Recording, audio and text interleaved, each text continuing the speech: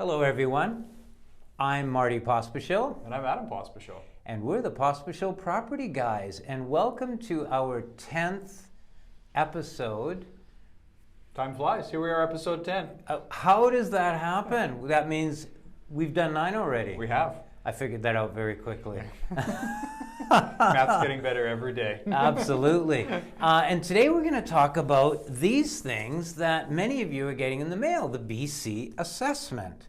And we're here to give you some additional information on that and share some links, et cetera, for you to better understand what you're getting in the mail. Absolutely. Probably the most common question we get in January. Absolutely. Very, very common question. So it's understanding your BC assessment is what we're calling this particular fireside chat. Let's jump right into it. So BC Assessment itself, as you may know, is a Crown corporation here in British Columbia, and basically they provide property assessments, as the name would suggest, for all types of property across the province, and that's primarily for tax purposes. So kind of a couple interesting facts on that, and this is actually some interesting provincial facts on real property in general, but they did 2.16 million property assessments for 2023, so for the year just completed, which just got released basically, and that's up 1% from 2022. Boy, it's a lot of properties. Yeah. That's a lot of properties we're doing here in BC, and the value of all of those came out to $2.72 trillion. That's a lot of money, and that's up 12% from last year. That's kind of interesting, those numbers, I thought. So, yeah. Oh, absolutely. Interesting stats. And total new construction, $33.52 billion in BC. Yeah, that's one I'm not so surprised to see with all the cranes around the city. Absolutely, absolutely. So what about my assessment? Based on the property condition, there's kind of two dates with this whole BC assessment thing. There's October of the previous year, and then there's the July 1st of the year the assessment is issued. Correct. Okay, let's talk about those two dates. Yeah, exactly. So this is probably one of the most common misconceptions when we talk about a BC assessment, because you're typically receiving it in January, but that will be based on the value as of July of the previous year. And for that value of July of the previous year, they're actually taking the property condition from October of the year prior to that. So for example, if you've done a renovation in your home and you got a bunch of permits and the city reports to BC Assessment, here's some improvement to this value of this property. Say you added a level to a bungalow, city says that's worth $700,000, et cetera. So then when that sort of rolls forward, you can see that they're kind of freezing at a moment in time. They need sort of a cutoff to For sure. take a condition of the property. Yeah, very good. And then they take that condition of the property, they do their computer algorithm for the most part. Some are done manually. And the computer algorithm takes all of the comparable sales from the previous number of months. And on July 1st, they have the valuation date. Exactly. Yeah. And as we mentioned, most of them are computer generated. Some more complex ones that don't fall in the algorithm are done manually. And that's, it's not surprising when you look and you see this over 2 million properties that are assessed. Of course, it would need to be computer driven. And again, some will be done manually, but most are computer driven. That's another common misconception. People think that it's all manually done. Yeah. Oh, for sure. There's like 10,000 people doing assessments all by hand using pencils. Frantically. Yeah. And the most interesting thing is people get their assessments in the mail and they contact us and they go, well, I just got my assessment, so I know my property is worth. Not necessarily the case, and in fact, most cases, not the case. The day you receive your assessment is not the market value of your home. The day you receive it, it's the market value as of July 1st. Most of us get these in the beginning of the year, following January.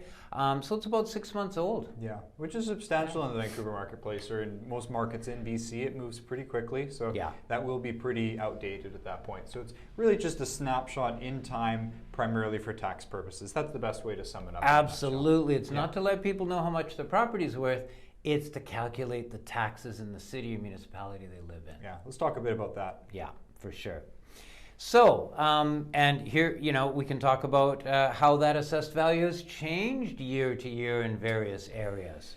Yeah, so since these were from, of course, July of last year, we're recording this in the beginning of 2023. So, this will change year over year, but, depending on sort of what city and area you're in, for example, for single family within the city of Vancouver, saw a 7% increase across the board on average for detached. City of Burnaby was 10%.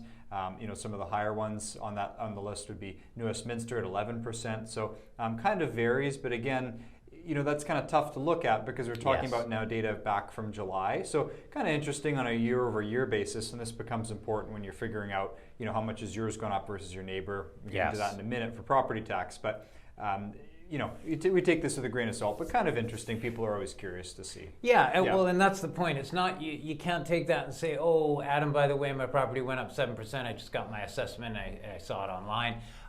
It is from the computer algorithm July 1st of the previous year to July 1st of this past year, it went up 7%. Exactly. Right? Yeah. Okay.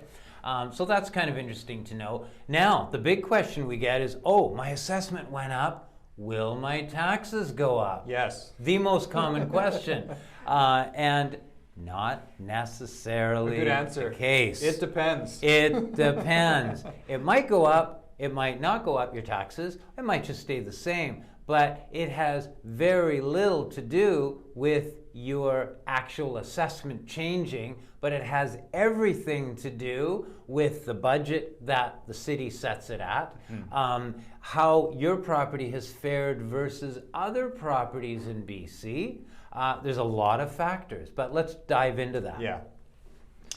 So as Marty pointed out, it depends on the relative change versus the community around. So again, let's look at that example where you say you have a bungalow, you've done an extensive renovation to it, you've added a level. So naturally, that will be reported to BC Assessment, and they're going to know that there is a substantial upgrade done to that home. Yeah. So your assessment is going to go up by a greater percentage than your neighbor that has the unrenovated bungalow. So good chance in that case, we can look at some examples, but that would be the simplest example. Good chance in that case your property tax will go up. Absolutely, because your value changed more than the other properties around you because of that renovation. Yeah. Fair amount. So let's talk about how this assessment is actually used, the reason we're getting the BC assessment. And it's for, let's take the City of Vancouver, for example. The City of Vancouver wants to calculate how much taxes you owe for the property that you own. Okay, and what they do is they'll take your BC assessment value, they will multiply it by a factor called the mill rate. And has nothing to do with lumber mills or anything like that. They just call it the mill rate, and that's a factor that's calculated. Those two multiplied together will give you your property taxes. Now, people say, well, how do they calculate the mill rate? It's really simple. The City of Vancouver will come up with a budget for the entire year. And they will take that budget and they will divide it by the BC assessment total property values for all the properties in Vancouver proper within the city limit. And the factor of their budget divided by the total property values gives you a ratio or a factor called the mill rate. Now you take that mill rate, it's usually 0.00 something something something, multiplied by your BC assessment gives the city your share of that tax base that they're collecting to fulfill their budget. I hope that makes sense. Yeah. Right? So it's just a ratio that they're using to calculate it. And so your assessed value multiplied by the mill rate gives you your property taxes. For sure. Okay? Very simple. And will your property taxes change? Well, that will depend on whether or not your BC assessment value for your property is lower than the average change that took place, and in which case your taxes might decrease. Yes. Right? Your neighborhood values have dropped, or your property hasn't had any improvements and all your neighbors have, whatever it is. If you're lower than the average, your taxes might reduce. If you are higher than the average, like the example you said, big renovation, your taxes are likely to go up. If you're about the same as the average change, then they're not going to change. And that's why when you get that's a great example, and that's why when you get your BC assessment notice, it does show what your increase was versus the average, because then you can pretty clearly see that on there, and that will educate you quite quickly on where you stand. Totally. Yeah. Absolutely. So another great resource is to go to get more information besides what you're getting mailed to you is go to the BC Assessment Authority website, www.bcassessment.ca, and there's all sorts of information on there. Yeah. There's comparable sales, there's similar property assessments that you can look at. And if you are not happy with your assessed value, you can appeal it. Yes, you can. Yeah. And BC Assessment encourages you to give them a call and discuss it. They may be able to provide you some more data.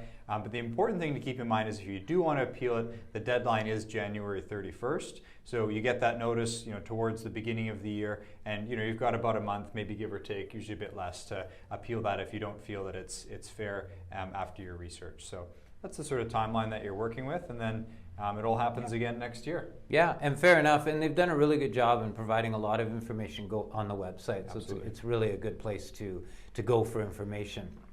So, for example, this past year, we can see where when we discuss assessed values throughout the province, we can isolate certain areas and find out where the assessments went up the most. And I think Carameus went up 20%. Yeah. Duncan 20%.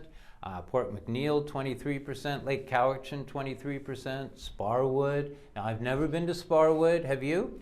Well, if you blink, you'll miss it. It's a very small town as you shoot. Can I ask you where Sparwood is? West Kootenay, I guess you'd call it. Excellent. On the Crow's Nest, yeah. Sparwood. Yeah. Okay, great. I'll try and go there one day.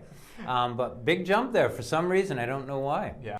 And that concludes our discussion today, our fireside chat. I want to have that I want to put the fireplace up in the screen so it's burning. It's a podcast, so you couldn't hear it. Oh, you could have a crackle in the background. Well, that's what I mean, a crackle. I want to have a crackle going on. People are going to think it's their headphones. Really? Yeah, that's true, actually. Why am I getting so much static listening to these guys? So maybe we won't put the crackling in the background. That's Understanding Your BC Assessment. I'm Marty Pospischil. I'm Adam Pospischil. Thanks for joining us. Have a great year. Take care.